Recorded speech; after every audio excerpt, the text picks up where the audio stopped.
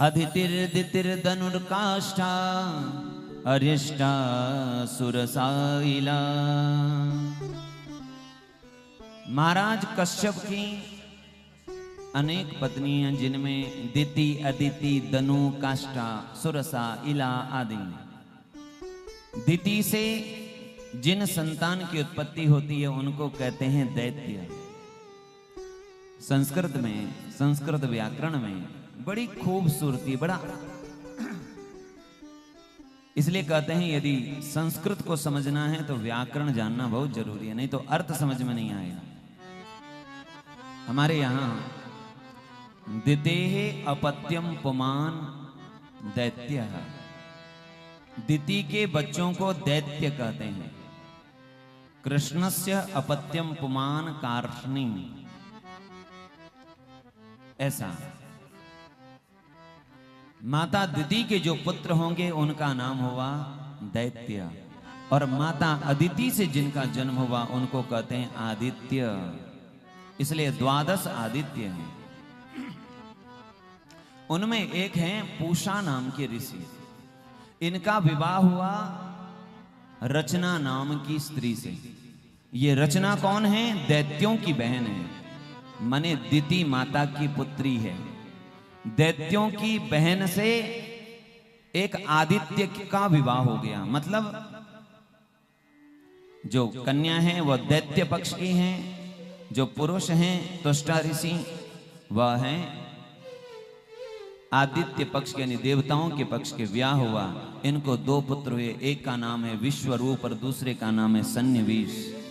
एक बार देवताओं के गुरु बृहस्पति देवताओं से रुष्ट होकर चले गए, इसीलिए थोड़े समय के लिए इन्होंने विश्वरूप को गुरु बनाया, आचार्य के पद पर विराजमान किया।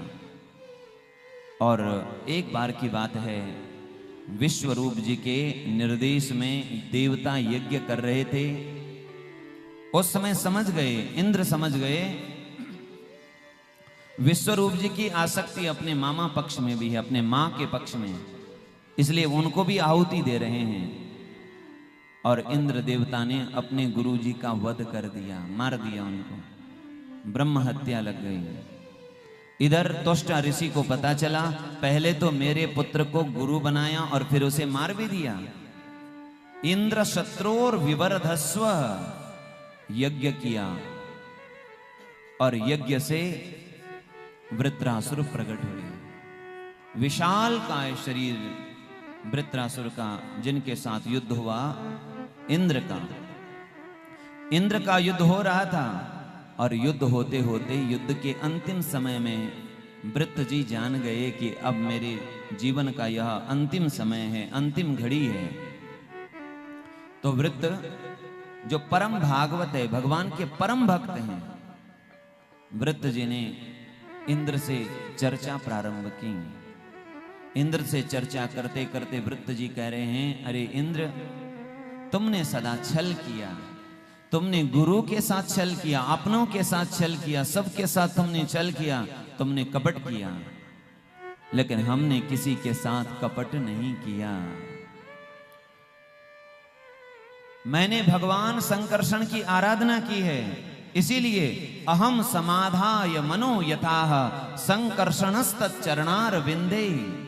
मैंने जिन भगवान की आराधना की है, सेवा की है, यदि तुम इस वज्र से मेरे शरीर को या इस शरीर को मार भी दोगे तो शरीर तो नष्ट हो जाएगा, लेकिन मुझे तो मेरे आराध्य परमात्मा की ही प्राप्ति होगी, क्योंकि मैंने उनका भजन किया है, उनकी भक्ति की। इस प्रकार इंद्र को कहते हुए, इंद्र को एक बात और बड़ी प्यारी कही जो इंद्र को चुभ गई। वृत्र जी कहने लगे, पुंसाम किलैकांत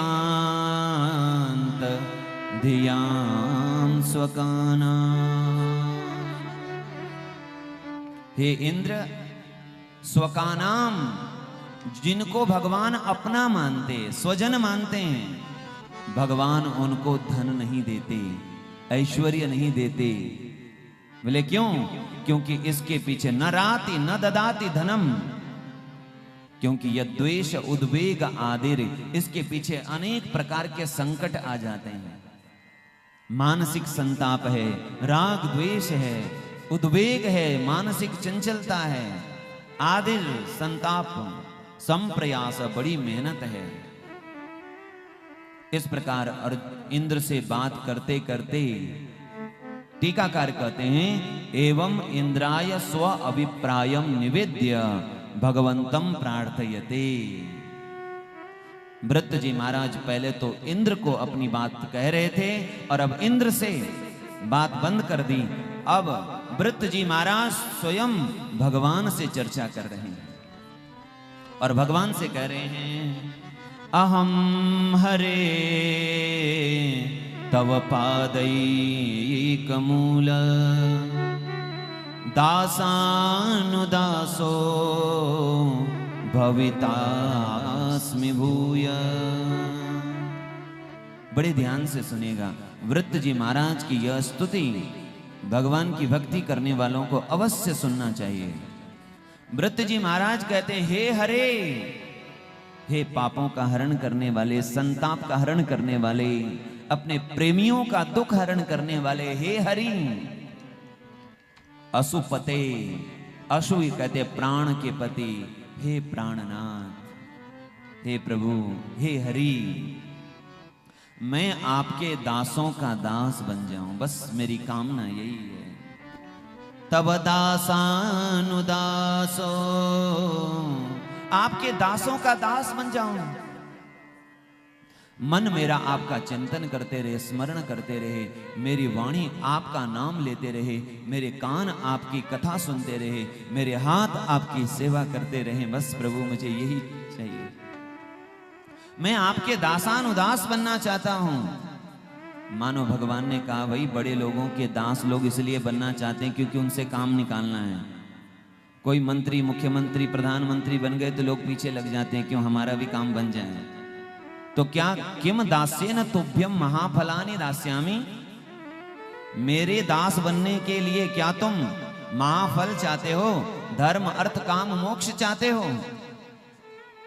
वृत्त जी ने हाथ जोड़कर ठाकुर जी से निवेदन किया, प्रभु मैं न धर्म चाहता हूं, न अर्थ चाहता हूं, न काम चाहता हूं, न मोक्ष चाहता हूं, मुझे ये चारों पुरुषार्थ नहीं चाहिए। तो न नाकपृष्ठं न च सार्वभौमं न पारमेष्ठ्यं न रसाधिपत्यं न योग सिद्धि पुनर्भवं वा समंजसत्वा विरहय्य कांक्षे। न नाक पृष्ठम, मुझे स्वर्ग नहीं चाहिए, न पारमेष्ठ्यम, मुझे पारमेष्टि भी नहीं चाहिए, न सार्वभौम चक्रवर्ती सम्राट का पद चाहिए, न रसातल का राज्य चाहिए, न मुझे योग सिद्धि चाहिए, न मुझे मोक्ष चाहिए। तो क्या चाहिए आपको? विरहय्य कांक्षे। इसके दो अर्थ है। विरहय्य का अर्थ है अलग अलग भी मुझे नहीं चाहिए, एक साथ भी ये सब मुझे नहीं चाहिए। तो दूसरा अर्थ विरहय्य कांक्षे, मुझे विरह चाहिए। मैं आपके विरह में आपको पुकारता रहूं, कबहू उठकर नृत्य करे रोवन फिर लागे। कबहू उठकर नृत्य करे रोवन फिर लागे, कबहू की जावे दूर बहुरी प्रभु के पग लागे। कबहू की गदगद कंठ नैन सो नीर बहावे, और कबहू की साधे मौन गगन जैसो हुई जावे। मुझे आपका विरह चाहिए, मैं आपके विरह में व्याकुल होकर तड़प करके आपको पुकारता रहूं, मुझे यही चाहिए, मुझे आपकी तड़प चाहिए। गुरुदेव प्राय जगह जगह लिखा करते, कहा करते, अगर है शौक मिलने का तो हरदम लौ लगाता जा। अगर है शौक मिलने का तो हरदम लौ लगाता जा, और जलाकर खुद नुमाई को, जलाकर खुद नुमाई को भस्म तन पर रमाता जा। मुझे विरह चाहिए, मैं आपके लिए पुकारता रहूं, रोता रहूं। हाँ, मेरे रोने पर, मेरे पुकारने पर आप मेरे ऊपर दया मत कर जाना और दया करके आप प्रकट मत हो जाना, क्योंकि आपके प्रकट होने से मेरा रस वर्धन नहीं होगा, रस बढ़ेगा नहीं, बल्कि मेरा रस भंग हो जाएगा। क्योंकि मेरा रस आपकी प्राप्ति में नहीं, बल्कि आपके विरह में है, आपके वियोग में है। आपके लिए रोने में जो सुख है, वो सुख आपकी प्राप्ति में भी नहीं। दसम स्कंद में एक आया है महिषी गीत। ठाकुर जी अपनी अर्धांगिनी के गोदी में सिर रखकर सो रहे हैं, विश्राम कर रहे हैं। महिषी कहते हैं पट महिषी यानी पत्नी। द्वारिकाधीश भगवान की अर्धांगिनियां महिषियां एक गीत गा रही है। ठाकुर जी यहीं गोदी में हैं और झरोके से, खिड़की से बाहर एक आवाज आ रही है कुररी की। कुररी एक कीड़ा है जो रात के समय रोती है, कीड़ी है। क्यों रोती है? क्योंकि उसका पति रात के समय उससे अलग चला जाता है, इसलिए कुररी विलाप करती है, उसके लिए रोती है। तो ये महिषियां कुररी से कह रही हैं, अरे कुररी तुम भी श्री कृष्ण के लिए रो रही हो क्या? तिरछी चितवन से मंद मंद मुस्कुरा करके उन्होंने तुम्हारा चित्त भी चुरा लिया। कुररी विलपसी तुम, अरे कुररी तुम भी विलाप कर रही हो, तुम भी रो रही हो। वीत निद्रा, तुम्हारी निद्रा नींद भी चली गई है। क्या श्री कृष्ण ने तुम्हारा मन भी चुरा लिया है? श्री कृष्ण का संयोग बना है, पर उनके विरह का जो सुख है वो संयोग में भी नहीं है। इसलिए ब्रज के रसिक कहते हैं, मिलहि रहत मानो कबहू मिले नहीं, मिलहि रहत मानो कबहू मिले नहीं। भगवत रसिक रसिक की बातें रसिक बिना को समझ सके ना। भगवत रसिक जी कहते हैं, रसिकों की बात रसिक ही समझ सकते हैं। ये ऐसा संयोग है जहां हर पल वियोग बना हुआ है। प्रतिक्षण वर्धमानम, यहां प्यास पूरी नहीं होती, यहां प्यास बढ़ती रहती है। कैसा विरह चाहिए, कैसे आपको मिलने की इच्छा चाहिए? तो कह रहे हैं, अजात पक्षा इव मातरम खगा। अजात पक्षा खगा मातरम यथा दिदृक्षते। जिस पक्षी के बच्चे को अभी पंख नहीं आए हैं, जैसे वो पंछी के बच्चे जिसको पंख नहीं आए हैं, जैसे वो अपने माँ को मिलने के लिए व्याकुल हो जाते हैं, ऐसे प्रभु मैं आपके लिए व्याकुल हो जाऊं। दूसरा उदाहरण दे रहे हैं, स्तन्यम यथा वत्सतराक्षुदार्ता, यथाक्षुदार्ता वत्सतरा स्तन्यम दिदृक्षते। जैसे छोटे छोटे बछड़े जो अभी दूध पर आश्रित हैं, ऐसे बछड़े जैसे गौ माता के लिए व्याकुल होते हैं, रम्हाने लगते हैं। या मनुष्य की भी बच्चे जैसे अपनी मां को मिलने के लिए व्याकुल होते हैं, ऐसे मैं आपको देखने के लिए व्याकुल हो जाऊं, मैं आपको देखने के लिए तरस जाऊं, व्याकुल हो जाऊं। तीसरा दिया, प्रियम प्रियेव विषितम विषण्णा। जैसे परदेश गए किसी प्रियतम के इंतजार में, उनके देखने के लिए जैसे उनकी प्रियतमा व्याकुल रहती है। और वर्षा का समय निकट आ जाए तब तो क्या कहें, उनके आगमन का समय निकट आ गया है। इसलिए मेघदूत में एक प्रिया अपनी प्रियतम को यानी मेघ को ही संदेश दे रहे हैं, मेघ को ही दूत बनाया, इसलिए मेघदूत। वर्षा का निकट समय है, अवश्य हमारे प्रियतम निकट ही आने वाले हैं, इसीलिए उनकी प्रिया प्रियतमा व्याकुल हो रही है। उनका चित्त बेचैन है, खाने में मन नहीं लग रहा है, सोने में मन नहीं लग रहा है, क्योंकि मन बेचैन है मिलने के लिए। ऐसे ही मेरा चित्त मेरा मन आपको देखने के लिए बेचैन रहे। दोखन लागे मीराबाई कह रही है, दरस बीन दोखन लागे नैन, दरस बिन दोखन लागे नैन, दरस बिन दोखन लागे नैन, दरस बिन दोखन लागे नैन। जब से तुम बिछुरे मेरे प्यारे, तब से तुम बिछोरे मेरे प्यारे, जब से तुम बिछुरे मेरे प्यारे, जब से तुम बिछड़त मेरे प्यारे, कबहू न पायो चैन, कबहू न पायो चैन। दरस बिनु दोखन लागे नैन, दरस बिनु दोखन लागे नैन।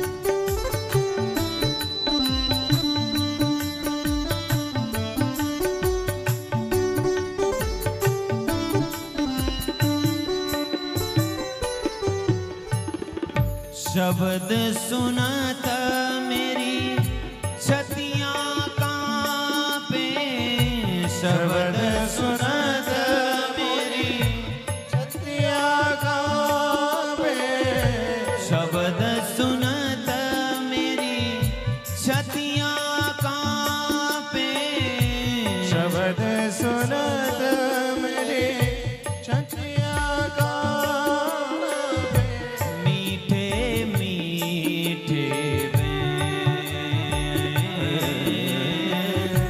मीठे मीठे बैन, तरस बिनु दोखन लागे नैन, तरस बिनु दोखन लागे नैन।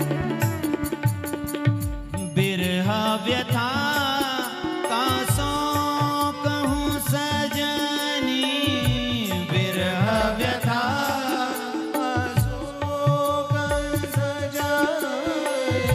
बिरहा व्यथा का सो कहूँ सजनी, विरह व्यथा काहो कहि सजनी, बह गई करवतए, दरस बिन दोखन लागे नैन, दरस बिन दोखन लागे नैन।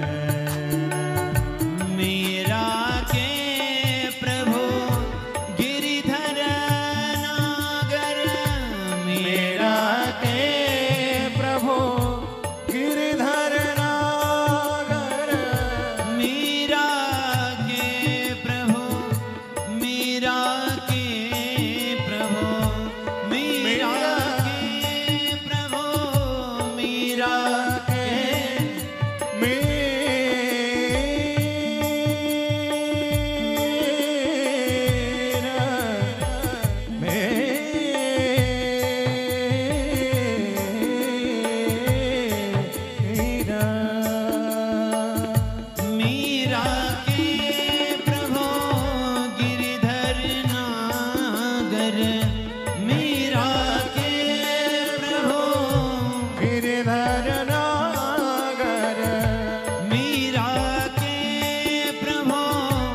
कब्र मिलोगे मीरा के प्रभु कब्र मिलोगे, दुख मेटन सुख दे, दुख मेटन सुख दे, दुखन लागे ने तरस बिन, दुखन लागे ने तरस बिन, दुखन लागे, दुखन लागे, दुखन लागे।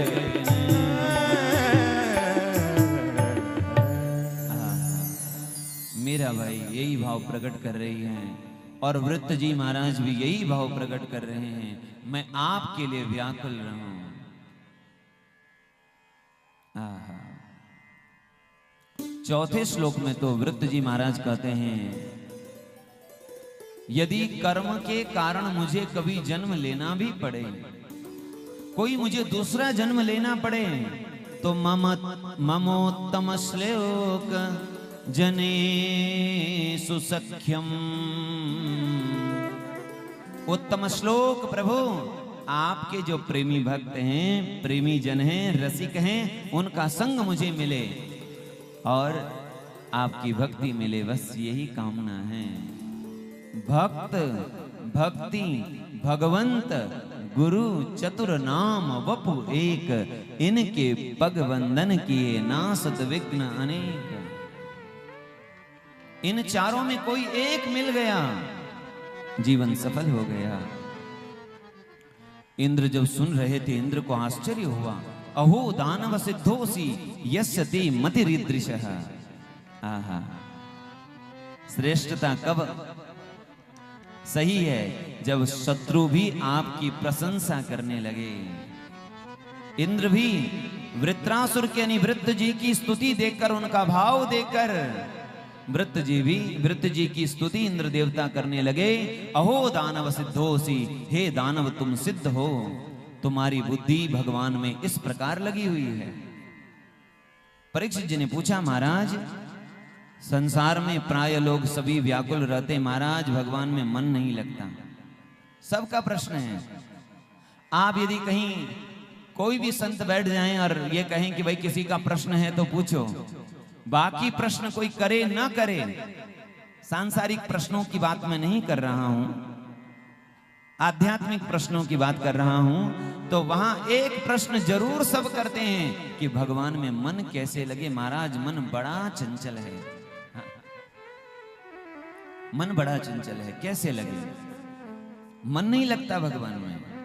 हमारी समस्या यह है कि भगवान में मन नहीं लगता, और गोपियों की समस्या यह है कि मन भगवान के चरणों से कहीं जाता नहीं। उनके प्रेमियों की दशा यह है, मन उनमें लग गया है, अब वहां से निकलता नहीं है। रैदास जी भी यही भाव प्रकट कर रहे हैं, अब कैसे छूटे राम रट लागी। अब राम रट ऐसी लग गई है कि ये छूटने वाली है नहीं। हमारी समस्या मन लगता नहीं, उनकी समस्या मन छूटता नहीं। मन कैसे भगवान के चरणों में लगता है, और आखिर वृत्त जी का मन भगवान के चरणों में कैसे लगा, आखिर कौन सी उपासना उन्होंने की, कौन सा ऐसा तपस्या का बल उनमें था कि उनका मन भगवान के चरणों में लगा रहा। अंतिम में भी उनकी मति भगवान के चरणों में बनी रही। तो कहा, एक चित्रकेतु नाम के राजा, जिनकी अनेक रानियां हैं, जिनमें एक कृतद्युति नाम की रानी है, अंगिरा ऋषि के आशीर्वाद से, उनकी कृपा से इनको एक पुत्र हुआ। महाराज जब देखो कृतद्युति के महल में ही रहते हैं। अन्य रानियों ने सोचा ये बालक जब से हुआ है, महाराज ने हमारे महल में आना छोड़ दिया, इसलिए सबने मिलकर के उस बच्चे को जहर पिला दिया, बच्चा मर गया। चित्रकेतु उनके चरणों में प्रणाम रो करके प्रणाम कर रहा है, व्याकुल हो रहा है। इतने में अंगिरा ऋषि और देवर्षि नारद जी आए। उन दोनों को भी वह पहचान नहीं पा रहा है। महाराज आप लोग कौन हैं? उन्होंने कहा, अरे तुमको पुत्र देने वाले हम ही हैं। चित्रकेतु की आंखें सूज गई है, आंखें लाल हो गई है, रोते रोते अपने बच्चे के विरह में, महाराज कैसे भी करो मेरा बच्चा मुझे वापस लौटा दो। ऋषियों ने कहा, एक बार मरने के बाद कोई वापस आता नहीं। चरण पकड़ लिए, नहीं आपको मेरा बच्चा वापस देना पड़ेगा। जिद कर ली, हट कर ली, जब माने नहीं तो ऋषियों ने अपने बल से उस जीव को वापस उस शरीर में बुलाया। वह बालक में चेतना आई और जैसी चेतना आई वैसे ही दौड़ पड़े चित्रकेतु। वाह मेरा बच्चा जीवित हो गया, मेरा बच्चा जीवित हो गया। इतने में उस जीव ने कहा, रुकिए महाराज, किसको आप बच्चा कह रहे हो? अरे किसको बच्चा कह रहे हो? तू मेरा पुत्र है, मैं तेरा पिता हूं, ये तेरी मां है। कस्मिन जन्मन्यमी मह्यम मातरः पितरो भवम। आप कौन से जन्म के माता पिता हो? कौन से जन्म के माता पिता? मतलब अनेक जन्म होते हैं क्या? जीव ने कहा, हाँ, कर्मभिर ब्राह्म्यमाणस्य, कर्म के अनुरूप अनेक योनियों में जन्म होते हैं। 84 लाख योनियों में भ्रमण किया, अनेक माता, अनेक पिता, अनेक भाई, अनेक बहन, न जाने कितने हुए होंगे, याद नहीं रहता। आप बता दो कौन से? जिसके लिए हम इतने रो रहे थे, व्याकुल हो रहे थे, पागल हो रहे थे, वो हमें पूछ रहा है कि आप कौन से जन्म के माता पिता, किस नंबर के और कहां के हो? चित्रकेतु को वैराग्य हो गया। देवर्षि नारद जी के चरण पकड़ लिए, महाराज अब तो मैं भक्ति करूंगा, उपासना करूंगा। और नारद जी ने इनको चतुर्व्यूह उपासना प्रदान की। प्रद्युम्न, अनिरुद्ध, संकर्षण, वासुदेव, चतुर्व्यूह की उपासना की। उपासना करते करते इनको विद्याधर की गति प्राप्त हुई। एक बार विमान में बैठकर यह चित्रकेतु आकाश मंडल भ्रमण कर रहा है। कैलाश में जैसे ही गया, कैलाश में देखा भगवान महादेव माता पार्वती को अपनी गोदी में बिठाकर, और सामने एक तरफ ब्रह्मा जी बैठे हैं, एक तरफ सनकादि ऋषि बैठे हैं, कपिल भगवान बैठे हैं, सबको उपदेश कर रहे हैं, ब्रह्म तत्व का चर्चा हो रही है। चित्रकेतु ने जैसे ही देखा, कहा, ओ एष लोक गुरु साक्षात धर्मम वक्ता शरीर नाम। देखो देखो आजकल के कथा प्रवचन करने वाले अपनी पत्नी को छोड़ नहीं पा रहे हैं, बिल्कुल अपने पास रख कर के उपदेश कर रहे हैं। यह बात भोले बाबा ने तो इस पर गौर नहीं किया, लेकिन माता को यह बात अच्छी नहीं लगी। तुम्हारी दृष्टि में दोष है, अतः पापी यसिम योनिम, तुम पापी योनि को प्राप्त करो। नवेद धर्मम किल पद्म योनि, पद्म योनि ब्रह्मा जी यहां बैठे हैं, क्या ये धर्म नहीं जानते? सनकादि यहां बैठे हैं, क्या ये धर्म नहीं जानते? कपिल यहां बैठे हैं, क्या ये धर्म नहीं जानते? तुम्हारी बुद्धि में, तुम्हारी दृष्टि में दोष है, जाओ तुम पापी योनि को प्राप्त करो, असुर योनि को प्राप्त करो। उन्हीं को चित्रकेतु को असुर योनि मिली, और जब प्रार्थना की, कहा तुम असुर बनोगे, तुम्हारी यह दृष्टि भक्ति की दृष्टि बनी रहेगी। वही चित्रकेतु वृत्रासुर बने। असुर योनि मिलने पर भी इनकी भक्ति बनी रही। बोलिए भक्तवत्सल भगवान की जय।